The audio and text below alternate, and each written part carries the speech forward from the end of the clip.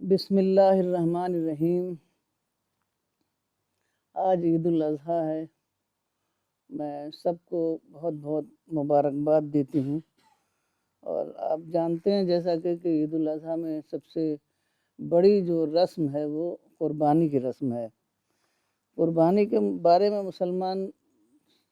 اتنا ہی جانتے ہیں کہ ایک جانور کو قربان کر دینا ہے،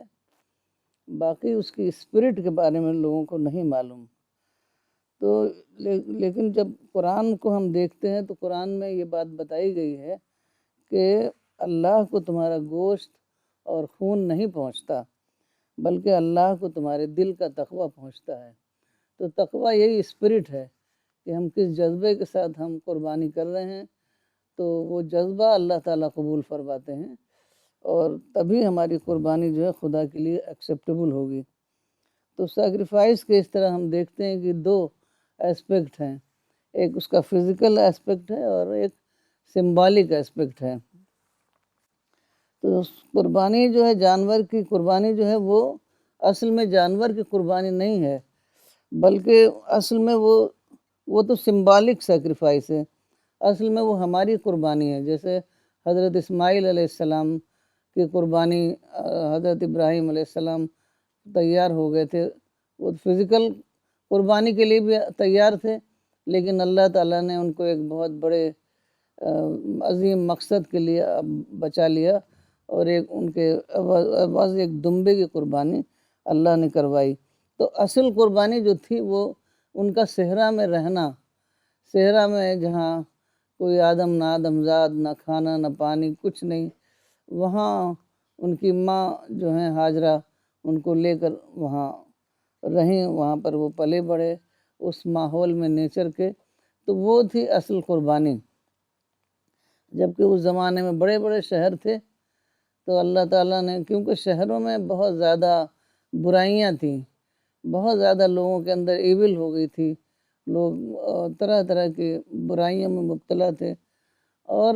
خدا کا جو اصل پیغام تھا اس کو بھول چکے تھے۔ اس وجہ سے اللہ تعالیٰ نے صحرا میں ایک پوری قوم کی پرورش کی، تاکہ وہ تقریباً 2500 سال اس میں لگ گئے، تاکہ جب آخری پیغمبر آئے تو یہی لوگ سپورٹ کریں، پوری طریقے سے پوری قربانی دے کر رسول اللہ صلی اللہ علیہ وسلم خاتم النبیین کی مدد کریں، اور توحید کا انقلاب جو ہے ساری دنیا میں پہنچا دیں۔ تو یہ ہے ریئل قربانی۔ تو یہی جو ہم حاجی وہاں جاتا ہے، یہ سارے حضرت ابراہیم علیہ السلام کے جو سارے مراحل انہوں نے طے کیے تھے اپنے اس سفر میں، اس کو دہراتا ہے۔ اور ہم یہاں جو لوگ حج پر نہیں جاتے ہیں وہ بھی کچھ مراحل طے کرتے ہیں، جیسے قربانی کے مراحل، اس طریقے سے جاتے ہیں، نماز پڑھنے وہاں سب یاد کرتے ہیں عید، بقرعید اور عید الاضحیٰ کے بارے میں، کہ کیا کیا حضرت ابراہیم اور حضرت اسماعیل نے کیا کیا سفر کیا، اور اس اتنے بڑے عظیم مقصد کے لیے کیا کیا قربانیاں دیں۔ تو یہ سب ہم یاد کرتے ہیں، اور اس کو رینیو کرنے کے لیے ہم پلیج لیتے ہیں، اپنے آپ کو نئے سرے سے ڈیڈیکیٹ کرتے ہیں۔ تو یہ واقعہ تو 4000 سال پہلے پیش آیا۔ تو اس وقت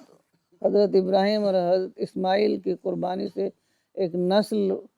بنی، اور انہوں نے حضرت محمد صلی اللہ علیہ وسلم کا ساتھ دیا، اور اس وقت کی جو آباد دنیا تھی اس میں خدا کا پیغام پہنچا دیا۔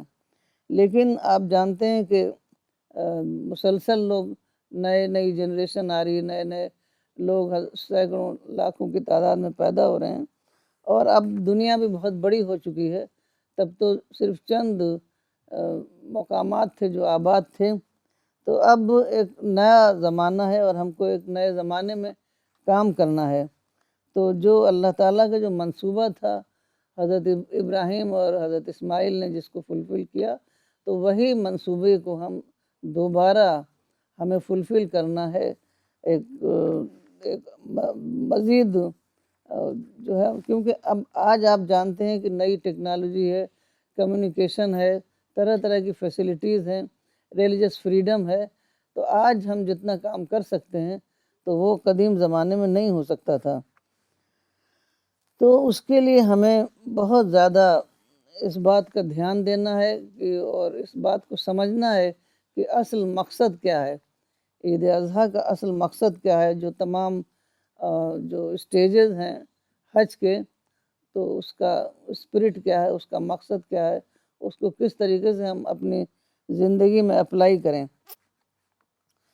تو یہ سمجھ لیجئے کہ حج پر جب ہم جاتے ہیں تو ایک قسم کا ایک ریہرسل کرتے ہیں، یہ ایک ٹریننگ پیریڈ ہوتا ہے، اور اس ٹریننگ کو لے کر کے پھر ہم تیار ہوتے ہیں تاکہ جو دعویٰ ورک ہے، جو خدا کا پیغام ہے،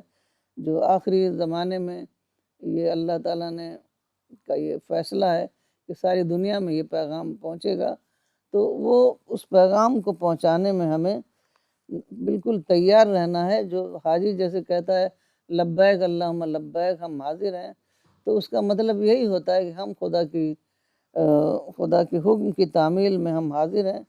ہر طرح کی قربانی، کیونکہ کوئی بھی مشن ہوتا ہے تو اس کے لیے بہت قربانیوں کی ضرورت ہوتی ہے، تو پوری ہر طرح کی قربانی دینے کے لیے ہم کو اپنے آپ کو تیار پانا چاہیے، کیونکہ یہ خدا کا مشن ہے، اور اسی مشن پر ہماری آخرت کی کامیابی کا انحصار ہے۔ تو ہمیں یہ عزم کرنا ہے کہ ہم دعوت اللہ کا جو منصوبہ تھا، جو حضرت ابراہیم اور حضرت اسماعیل نے اپنی سیکریفائس کے ذریعے سے پورا کیا اپنے زمانے میں، اور بعد میں تقریباً 1000 برس تک خدا کا پیغام پہنچتا رہا، لیکن اب نیا زمانہ ہے، تو اس نئے زمانے میں نئی نئی جو فیسلٹیز ہیں اس کو ہم کو استعمال کر کے ہمیں نئی پلاننگ کرنی ہے، اور ایک انٹرنیشنل دعویٰ ورک کی پلاننگ کرنی ہے۔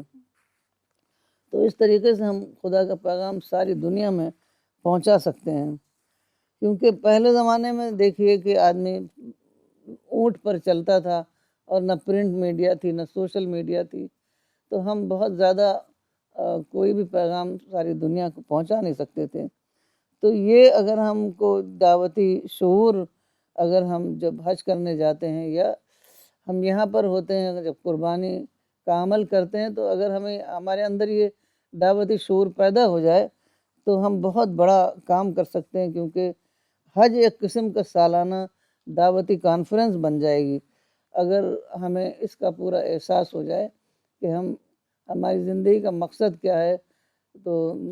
امت مسلمہ کا مقصد کیا ہے، اور آخرت میں ہمیں کن کن باتوں کی جواب دہی کرنی ہے، کیونکہ یہ جو خدا کا مشن ہے، خدائی مشن ہے، اس کو انسان ہی کو پورا کرنا ہے۔ اللہ تعالیٰ فرشتوں کو نہیں بھیجے گا، ہم ہی کو پورا کرنا ہے، اور ہم ہی سے اس کی پوچھ ہوگی کہ ہم نے جتنا سمجھا تھا، جتنی ہم کوشش کر سکتے تھے، اتنی ہم نے کوشش کی کہ نہیں کی۔ تو میں سب سے یہی گزارش کروں گی کہ ہم پورے طریقے سے حج کی اسپرٹ کو سمجھیں اور اس کو اپنے اوپر اپلائی کریں، اور خدا کے اتنے بڑے منصوبے میں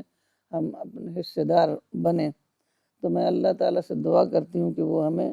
دعویٰ ورک کے لیے قبول فرمائیں۔ اب میں ڈاکٹر ثانی حسنین سے ریکویسٹ کروں گی کہ وہ اپنا میسیج شیئر کریں۔ رب اشرح لی صدری ویسر لی امری واحلل عقدۃ من لسانی یفقہوا قولی۔ سب سے پہلے میں آپ سب کو عید الاضحیٰ کی مبارکباد دیتا ہوں، اور چند باتیں عید الاضحیٰ کے تعلق سے آپ کے سامنے رکھتا ہوں۔ اس دنیا میں جو بھی چیزیں ہیں، ہم جانتے ہیں کہ ان کے دو پہلو ہوتے ہیں، ایک ظاہری پہلو جسے ہم آؤٹر فارم کہہ سکتے ہیں، اور ایک باطنی جو انر اسپرٹ ہے۔ تو جیسے انسان کا جسم ایک آؤٹر پہلو ہے، اور جو سول ہے وہ انر ہے، وہ اسپرٹ ہے۔ جو انسان کی پرسنالٹی ہے، باڈی ہے، وہ ایک فارم ہے، اور جو اس کی روح ہے وہ اصل اسپرٹ ہے۔ چونکہ جب انسان کی موت آتی ہے تو موت کے بعد جو چیز اللہ کی طرف بڑھتی ہے وہ اس کی روح ہے۔ باڈی تو یہیں باقی رہ جاتی ہے، جو کہ ایک وہیکل کی طرح سے ہے۔ اسی طرح سے جو بھی عبادتیں ہیں، عبادات ہیں، حج، روزہ، نماز، زکوٰۃ، ان سب کی ایک فارم ہے اور ایک اسپرٹ ہے، ایک روح ہے۔ تو جیسے روزہ ہے، اس میں کھانا پینا چھوڑتے ہیں ہم، اور ایک وقت تک نہیں کھاتے، تو یہ تو ایک فارم ہے، ایک ظاہری شکل ہے، لیکن جو روزے کی اسپرٹ ہے وہ ہے صبر اور شکر۔ اور ایسے ہی نماز، جس میں ہم رکوع کرتے ہیں، سجدہ کرتے ہیں، قیام کرتے ہیں، تو یہ بھی ایک ظاہری فارم ہے، آؤٹر شکل ہے، لیکن جو نماز کی اسپرٹ ہے وہ ہیوملٹی ہے، تواضع ہے۔ تو اسی طرح سے عید الاضحیٰ کی بھی ایک شکل ہے اور ایک اسپرٹ ہے۔ جیسے ہم 2 رکعت نماز پڑھتے ہیں، مسجد جاتے ہیں، خطبہ سنتے ہیں، اور ایک جانور کی قربانی کرتے ہیں۔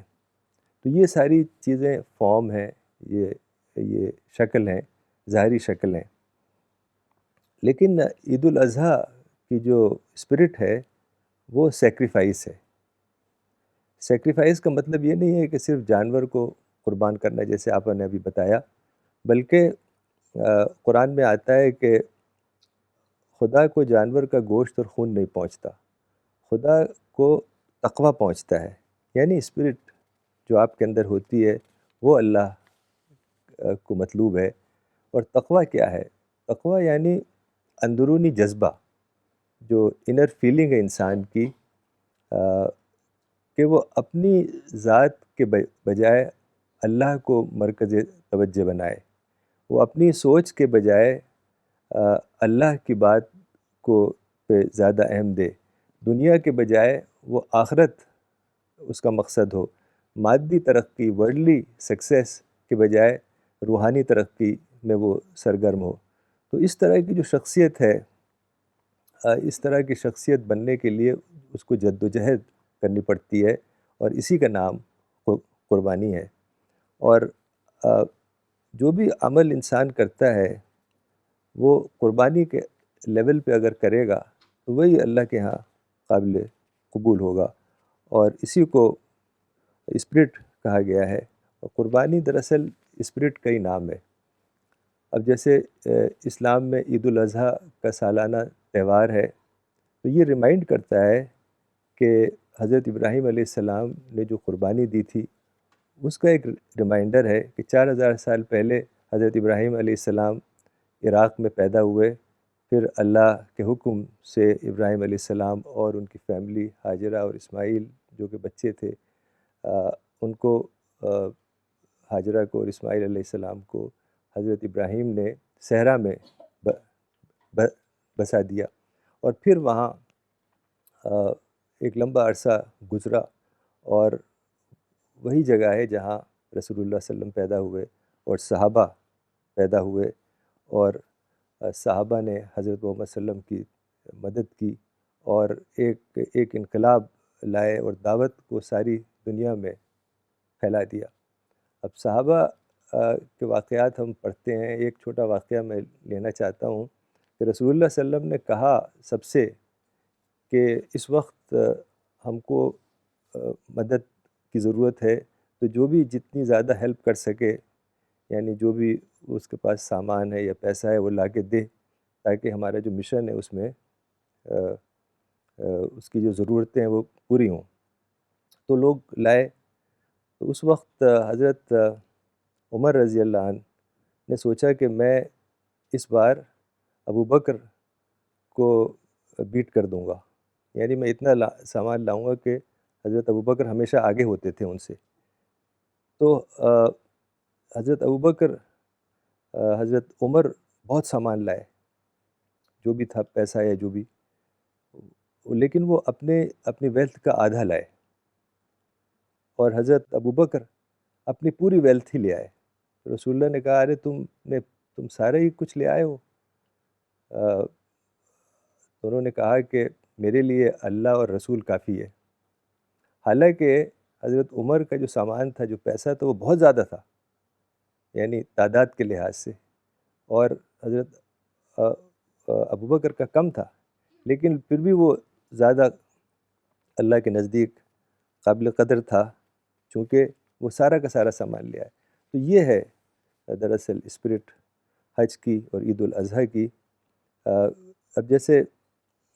ہم حج میں کچھ ریچولز کرتے ہیں، کچھ چیزیں کرتے ہیں، اس کا بھی ایک پہلو ہے جو آؤٹر پہلو ہے اور ایک انر پہلو ہے۔ اور جیسے آپا نے کہا کہ حج دراصل حضرت ابراہیم علیہ السلام کی دعویٰ لائف کا ری انیکٹمنٹ ہے، تاکہ ہم اس کو سمجھیں اور اپنی زندگی میں اپلائی کریں۔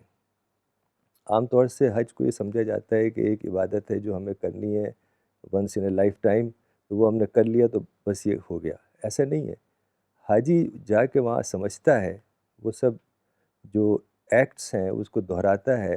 اور وہ سمجھتا ہے کہ یہی وہ کام ہے جو حضرت ابراہیم علیہ السلام نے کیا، اور یہی مجھے اپنی زندگی میں اپنانا ہے۔ مثال کے طور پر احرام پہنتا ہے حاجی، تو اس بات کی علامت ہے کہ حضرت ابراہیم علیہ السلام، حضرت اسماعیل علیہ السلام بھی اسی طرح کے کپڑے پہنتے تھے اور بہت ہی سادہ زندگی تھی۔ تو حاجی بھی اس بات کا عہد کرتا ہے کہ میں بھی جب اپنے اس میں لائف میں واپس جاؤں گا، ریئل لائف میں واپس جاؤں گا، تو میں بھی اپنی زندگی کو سادہ اور بامقصد زندگی بناؤں گا۔ ایسے ہی طواف جو کعبہ کے ارد گرد چکر لگانا ہے 7 بار، وہ بھی اسی چیز کی علامت ہے کہ میری جو دوڑ دھوپ ہوگی، میری جو سرگرمی ہوگی، وہ اللہ کے ارد گرد ہوگی، وہ دعوت کے لیے ہوگی۔ اور اسی طریقے سے سعی جو ہے، جو صفا اور مروہ کے درمیان حاجی دوڑتا ہے اور چلتا ہے، برسک واک کرتا ہے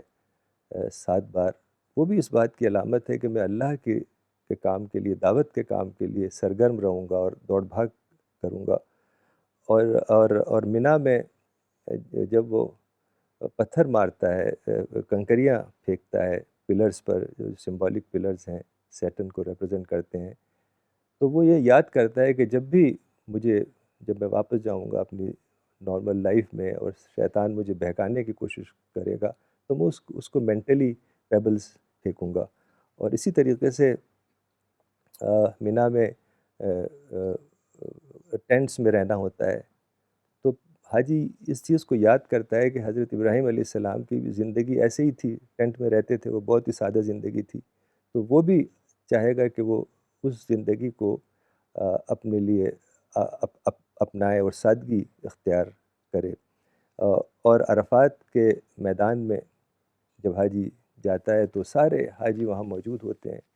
تقریباً 2 ملین 3 ملین کے قریب۔ تو وہ ایک ایسا منظر ہوتا ہے جیسے کہ قیامت کا منظر ہوگا، جب اللہ کے سامنے سارے انسان حاضر ہوں گے۔ تو وہ بہت ہی ایک ریمائنڈر والا موقع ہوتا ہے کہ انسان اس بات کو یاد رکھے کہ اس کو بھی ایک وقت آئے گا کہ اللہ کے سامنے کھڑا ہونا ہے۔ اور میں آخر میں ایک دعا لیتا ہوں جو حضرت ابراہیم علیہ السلام کی دعا ہے، ربنا علیک توکلنا، our Lord in you we have placed our trust۔ اے ہمارے رب، ہم نے تیرے اوپر بھروسہ کیا، وَإِلَيْكَ أَنَبْنَا and to you we turn in repentance، اور ہم تیری طرف رجوع ہوئے، وَإِلَيْكَ الْمَصِيرُ، اور تیری ہی طرف لوٹنا ہے، and to you is the final return۔ ربنا لا تجعلنا فتنة للذین کفروا، our Lord do not make us a prey for those who deny the truth، واغفر لنا، اے ہمارے رب ہم کو بخش دے، and forgive us our Lord، انک انت العزیز الحکیم، بے شک تو زبردست ہے، حکمت والا ہے، for you alone are the mighty the wise۔ تو ایسے ہی ایک اور دعا ہے جو جب لوگ قربانی کرتے ہیں تو یہ دعا پڑھتے ہیں، یہ بھی بہت میننگ فل دعا ہے، قل ان صلاتی و نسکی و محیای و مماتی لرب العالمین، my prayer and my sacrifice and my life and my death are all for Allah, the Lord of the world۔ تو میں دعا کرتا ہوں کہ اللہ تعالی ہم سب کے اندر عید الاضحیٰ کی اور حج کی اسپرٹ پیدا کرے، اور وہ اسپرٹ یہ ہے کہ ہم اپنے آپ کو دعوتی کام میں سرگرم کریں، اور ہمارا مشن اور ہماری زندگی کا مقصد یہ ہو کہ ہم سارے انسانوں تک قرآن ان کی انڈرسٹینڈیبل زبان میں پہنچانے میں کامیاب ہو سکیں۔ اللہ تعالی ہماری مدد فرمائے۔ وآخر دعوانا ان الحمد للہ رب العالمین۔